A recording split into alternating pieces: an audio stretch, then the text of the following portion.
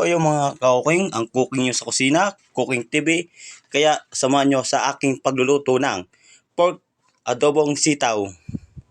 So yung mga ka-cooking, bago tayo magsimulang magluto, kailangan nating unahin ang mga ingredients.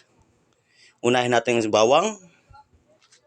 Yan nga ho ang ating bawang, tapos na. Isunod natin ang sibuyas.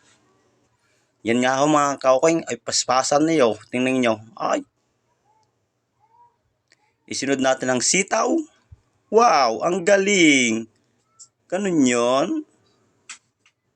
So yan nga po mga ka-cooking, bumili tayo ng bagong sangkalan para magandang tingnan. So yung mga ka-cooking TV, karning baboy. Ang galing. Yun yun.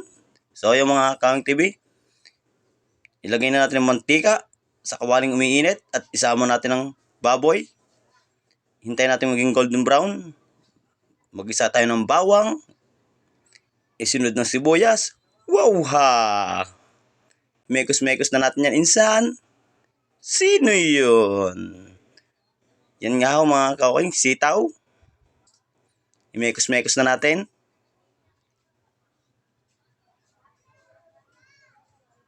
Pagkatapos ng imekos-mekos, lagyan natin ng paminta. Magaling! Lagyan ng sili, paborito kong sili. Lagyan natin ng magic sarap, pampasarap sa ating buhay at sa aming mag-asawa. Ang galing! I love you! Imekos-mekos na natin, insan.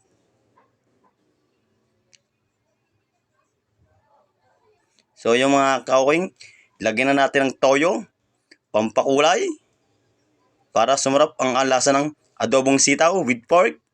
So ayun mga ka-cooking, salamat sa inyo panonood. Thank you for watching.